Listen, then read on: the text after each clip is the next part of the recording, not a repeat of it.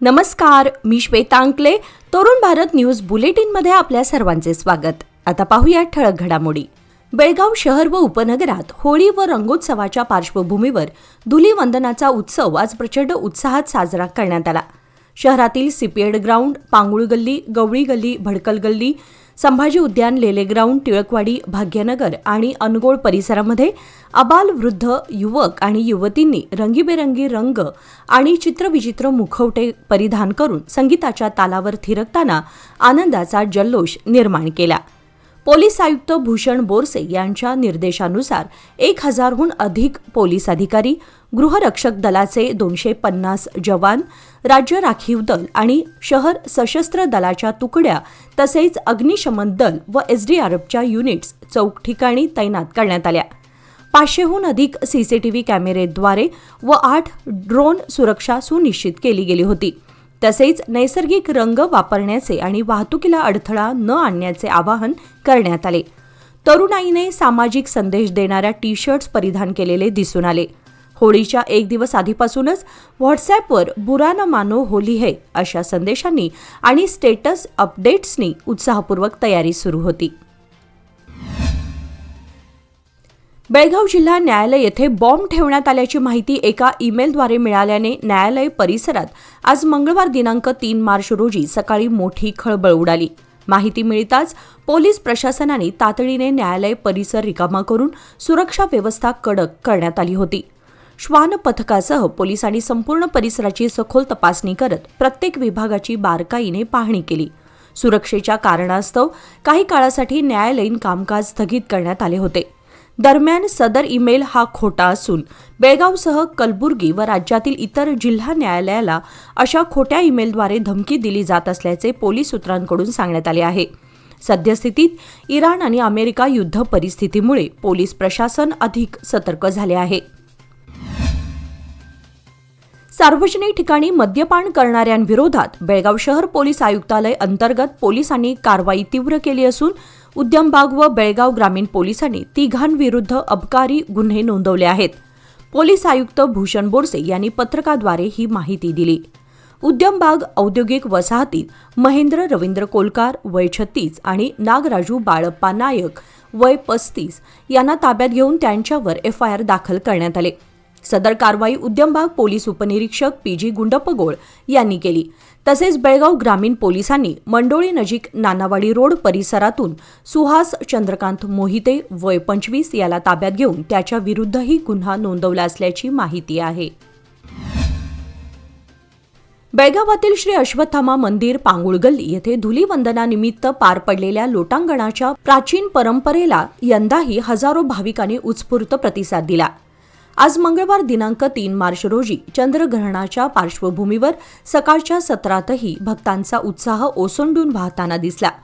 दक्षिण भारतातील एकमेव अशी ओळख असलेल्या या मंदिरात होळी उत्सवासोबत लोटांगणाची परंपरा मोठी श्रद्धा आणि भक्तिभावाने पार पाडली जाते.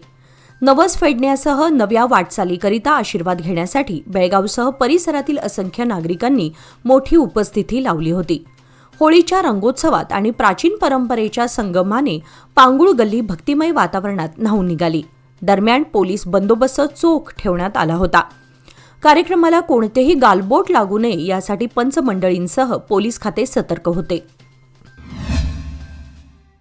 सोमवारी शहरात पारंपरिक पद्धतीने होळी सण उत्साहात साजरा करण्यात आला.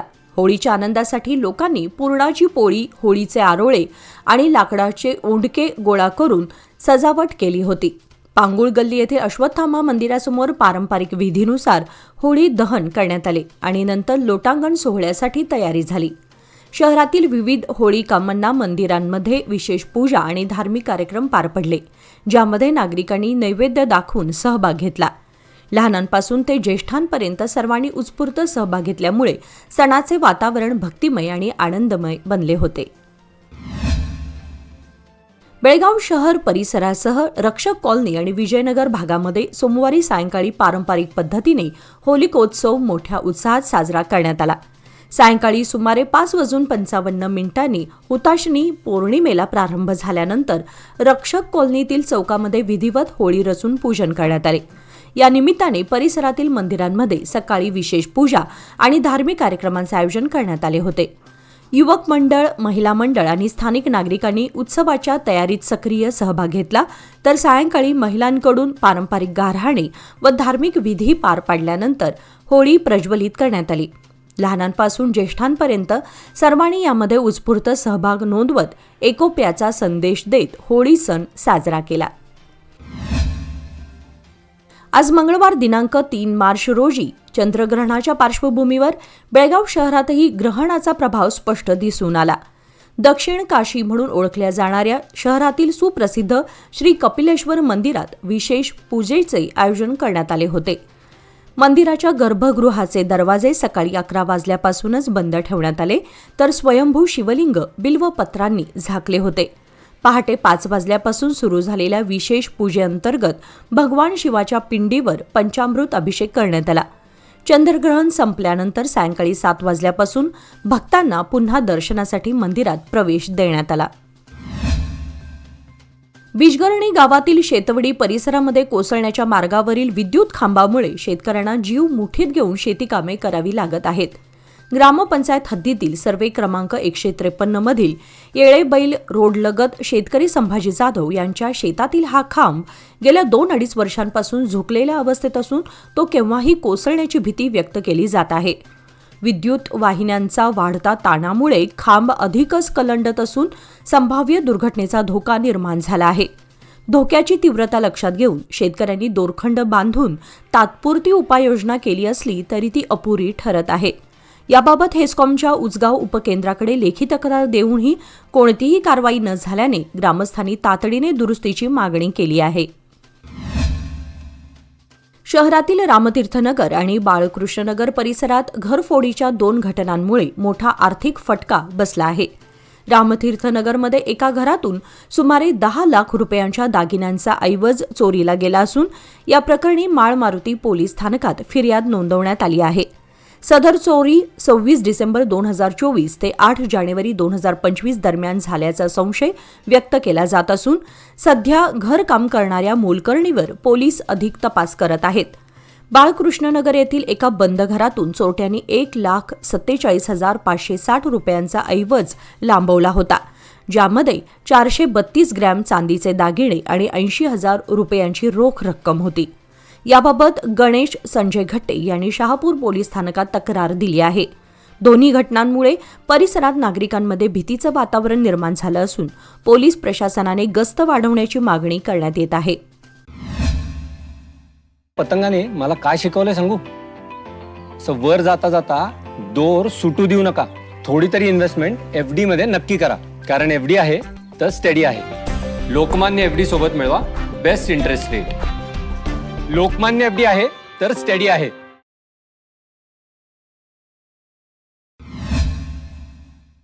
उचगाव येथील धनगर बांधवांच्या बीरदेव कल्याण मंडपाच्या स्लॅब भरणी पूजन कार्यक्रमात कर्नाटक राज्याच्या महिला व बालकल्याण खात्याच्या मंत्री लक्ष्मी हेब्बाळकर उपस्थित होत्या.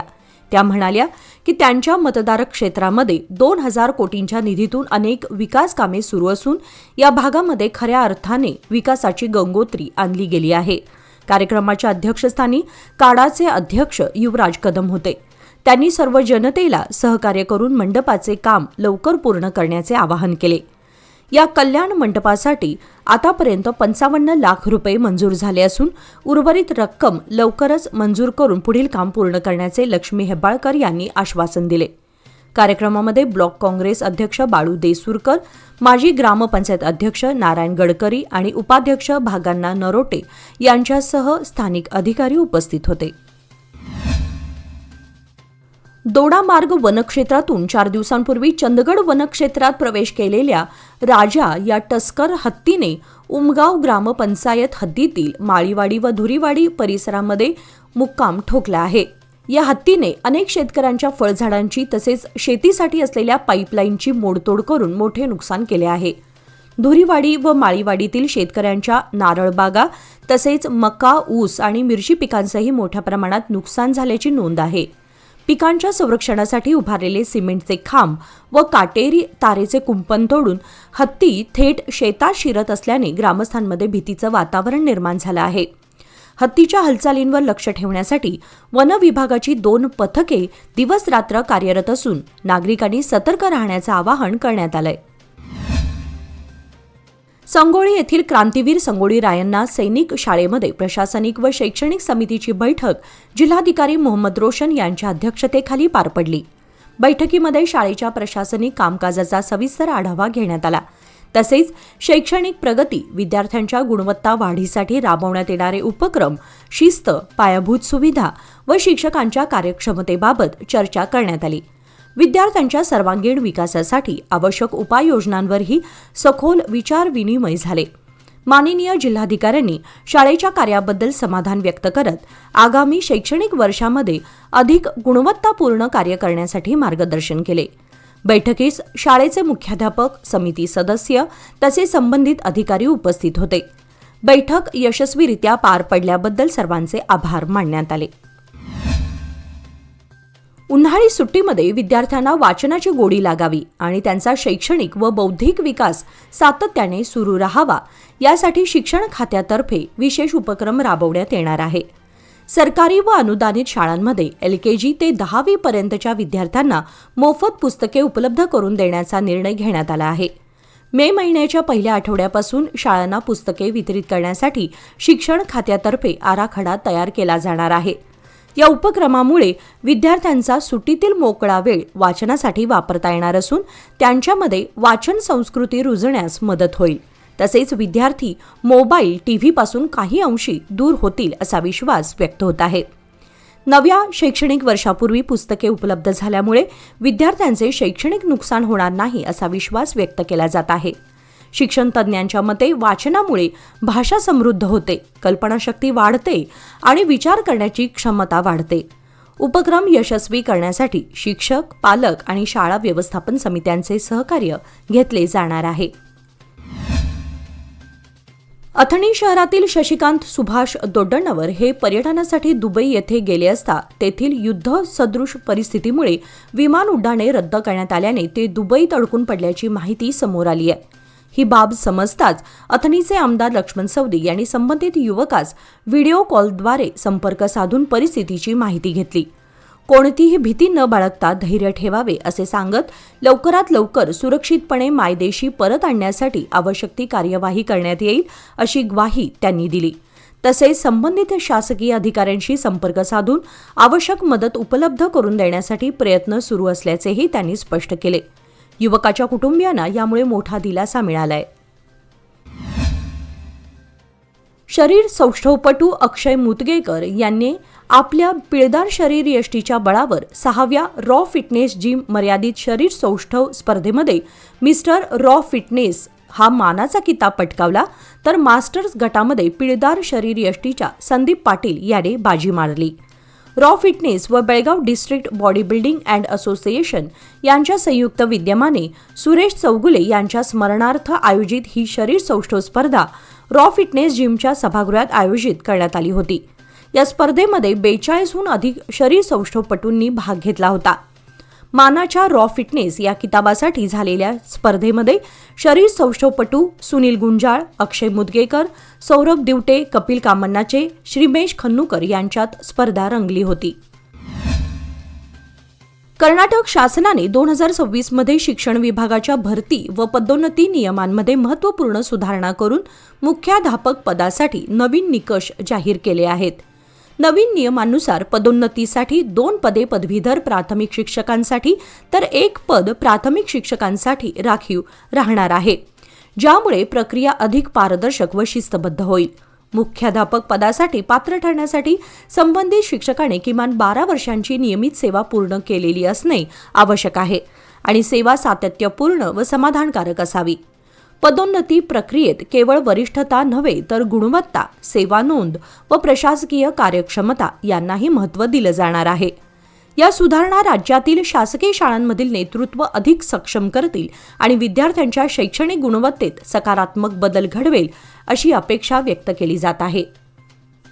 याचबरोबर आजचे बातमीपत्र इथे संपले. अधिक माहिती आणि ताज्या घडामोडींसाठी पाहत रहा तरुण भारत न्यूज चॅनल. तसेच आमच्या चॅनलला लाईक, शेअर आणि सबस्क्राईब करायला विसरू नका. आणि विश्वासार्ह बातम्यांसाठी दररोज वाचा दैनिक तरुण भारत. धन्यवाद.